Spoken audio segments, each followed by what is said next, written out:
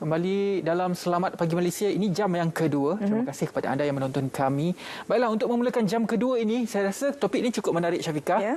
Kalau saya tak boleh tidur, saya banyak dengar muzik yang berkaitan dengan alam. Contohnya bunyi air terjun, bunyi seruling, tapi campur dengan alam lah. Itu adalah jenis terapi saya. Dalam 5-10 minit, saya akan boleh tidur. Itu saya. Itu Ridwan. Tapi kalau saya, sebab kita dah tengok Bak Chang tadi, terapi makanan itu sangat penting untuk saya. Itu majoriti masyarakat rasanya. Kalau kita rasa-rasa gelisah tu, makan. Kalau perempuan ni makan coklat, makan aiskrim, terapi juga. Dia boleh memberikan kegembiraan lah. Yeah. Dan hari ini untuk slot kesihatan mental, kita nak bercakap mengenai terapi ini, iaitu kelebihan terapi bagi menjaga kesihatan mental. Kita bersama dengan Puan Nur Asida binti Syafi, Ketua Penolong Pengarah Psikologi Kaunseling Jabatan Kesihatan Negeri Kelantan, menerusi talian Skype dan juga Zoom. Assalamualaikum Puan. Waalaikumsalam warahmatullahi. Jadi apa khabar? Alhamdulillah sihat. Alhamdulillah.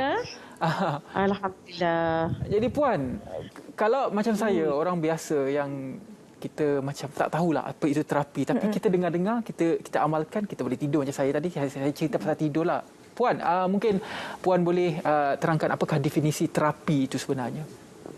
Okey, terapi ini sebenarnya tindak balas ataupun apa respon badan kita yang kita perlu lakukan apabila kita menghadapi satu-satu ujian atau satu-satu stresor, tekanan, dan itu adalah salah satu daripada alat kita untuk menguruskan emosi kita dengan baik. Itu definisi terapi secara umum lah ya.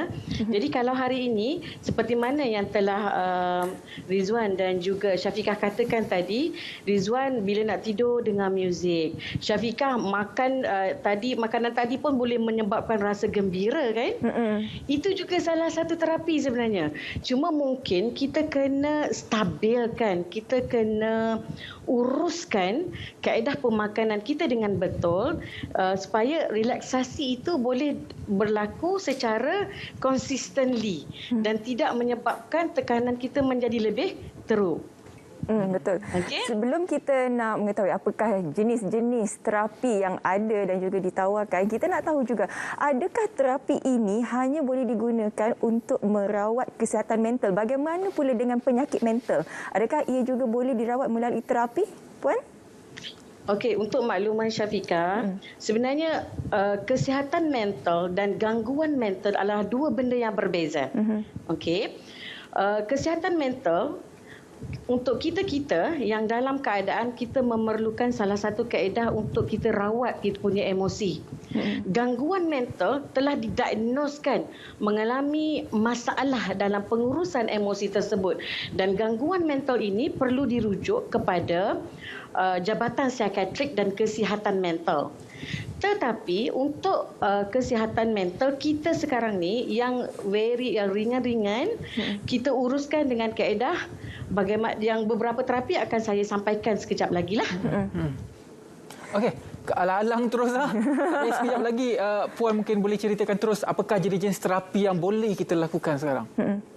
Okey, sebenarnya terapi ada banyak, depends on personality seseorang individu. Bagaimana kesesuaian dengan diri masing-masing.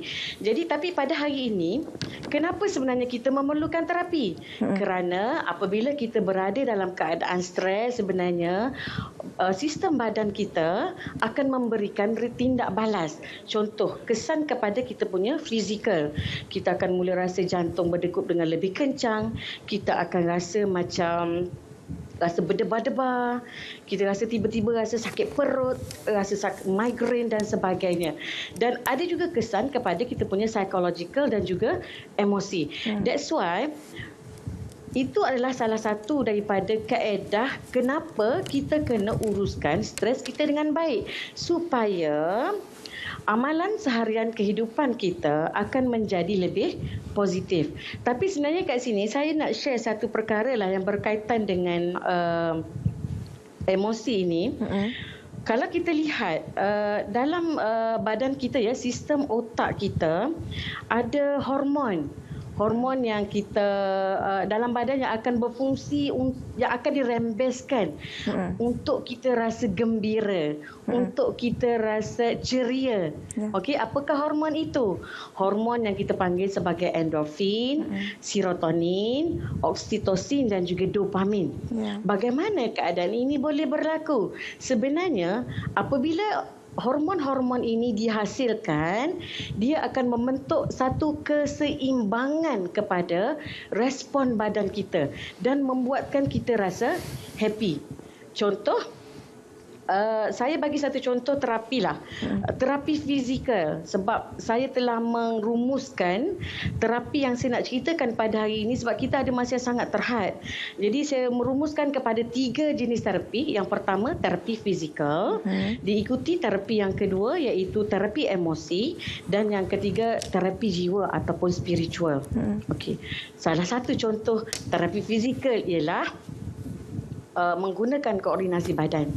Ada di kalangan sahabat-sahabat kita, bila dia rasa stres, dia pergi jogging, dia pergi hiking, dia cycling, dia aerobik, dia pergi dekat gym, angkat berat, kemas rumah dan sebagainya untuk suri-suri rumah ya. Aktiviti-aktiviti yang melibatkan fizikal. Apa kaitannya aktiviti fizikal ini, terapi fizikal ini dengan kesihatan mental?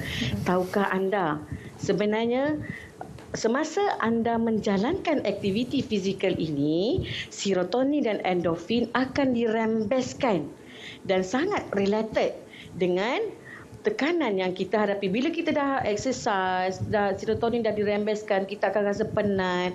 Kesan dia, tidur malam kita akan lebih efektif. Okey. Dan seterusnya juga, kat sini saya selalunya bila orang dah start guna terapi fizikal, biasanya kalau orang jogging, orang berlari, orang running dan sebagainya, dia ada objektif yang dia nak capai.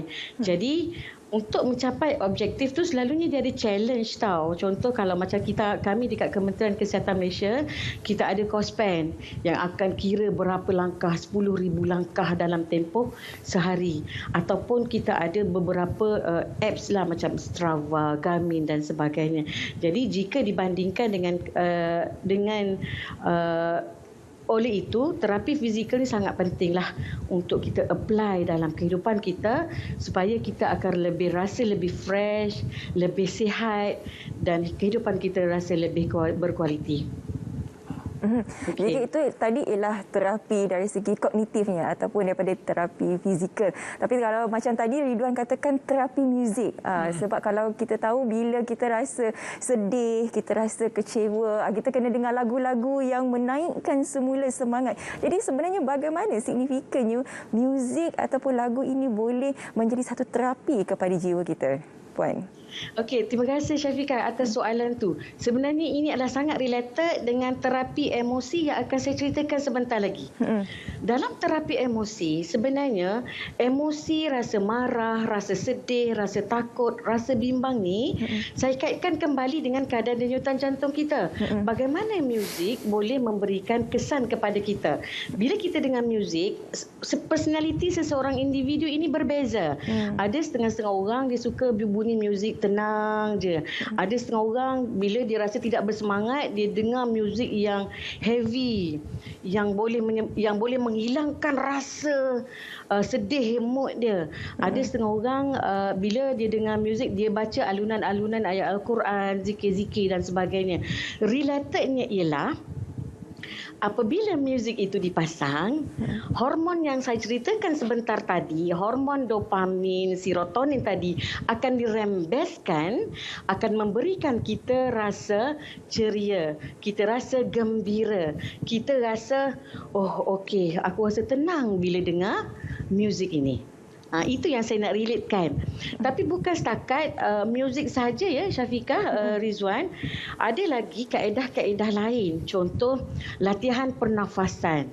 Biasanya kadang-kadang kita tak sedar kan kita bernafas, tetapi dalam keadaan stres, dalam keadaan kita tertekan, sebenarnya apabila kadar jenutan jantung kita lebih laju, ini adalah masa yang paling sesuai untuk kita apply bernafas dengan betul untuk mengurangkan tekanan dan kadar denyutan jantung kita. Bagaimana? tarik nafas dalam 4 saat, tahan 6 saat dan hembuskan kembali melalui mulut anda dalam 4 saat. Dia punya teori 4-6-4. Kenapa? Sebab kita tak nak jantung kita ni berdebar-debar sangat. Jadi kita kena kontrol. Sekarang ni bukan jantung yang kawal kita. Kita punya psychological kita punya diri kita mengawal kadar denyutan jantung kita. Yang kedua, muscle relaxation. Syafiqah dan Rizwan pernah dengar tak bagaimana kita nak buat senaman untuk relaxkan kita punya muscle? Ridwan. Pernah. Boleh. Cool down. Cooling down, stretching. Yes. Yoga. Yes. Itu betul. antara perkara yang saya amalkan juga hari-hari walaupun tak boleh nak split. Betul. Perasan tak, apabila kita dalam keadaan tekanan, kita akan mula rasa sakit dekat bahagian belakang kita kat sini. Stres tu. Alright. Stres kita akan datang kat sini kan. So, stres tu, salah satu kaedah muscle relaxation yang kita boleh tunjukkan kat sini ialah kita angkat bahu kita sampai ke telinga. Angkat sekuat-kuatnya biar dia rasa kat situ. Okey. Tak sampai. Tak sampai. Dalam kiraan. Tak boleh sakit kan? Tak perlu buat Stres sangat ni. Dalam keadaan biasa kita angkat dan kita feel that rasa tu. Kita kira sampai 8 dan kita turunkan balik. Dan angkat ulang sebanyak 2-3 kali dan insya-Allah kita akan rasa lega sedikit. Dan salah satu juga daripadanya urutan. Kita ada urutan relaksasi. Selalunya dekat Kementerian Kesihatan Malaysia dia ada satu ditampal satu banting yang ada emoji tu yang bagaimana cara nak urut. Bermula daripada paras leher, diurut secara bulatan. Ya. Daripada leher turun ke bawah sehinggalah ke bahu, sehinggalah kepada kita punya belikat, kita punya tulang belakang. Sebenarnya itu adalah salah satu daripada kaedah urutan yang kita boleh guna pakai apabila kita dalam keadaan stres. Sebab badan kita akan rasa tegang dan sebagainya. Relate kepada persoalan pertama saya tadi, kesan tekanan kepada fizikal. Itu adalah salah satu daripadanya. Okey. Ada lagi, Doktor? Okey. Ada lagi satu, mindfulness. Okey, mindfulness ni pula kita cuba fokus. Selalunya bila kita dalam keadaan panik, kita overstress masa tu, kita panik, orang tu akan di blackout tahu, dia blur, dia tak tahu apa yang perlu dia buat dan sebagainya. Ada kaedah bagaimana cara untuk hilangkan rasa panik dan blur tersebut. Bagaimana? Yang pertama, kita guna audio, kita punya visual, kita pandang sekeliling dalam keadaan kita tarik nafas tadi. Selepas kita tarik nafas, kita pandang sekeliling kita. Okey, kita tengok apa yang ada di sekeliling. Cuba Syafiqah dan juga Rizwan tengok apa yang ada di sekeliling sekarang. Hari-hari datang kerja tapi kadang-kadang tak perasan apa yang ada dekat situ.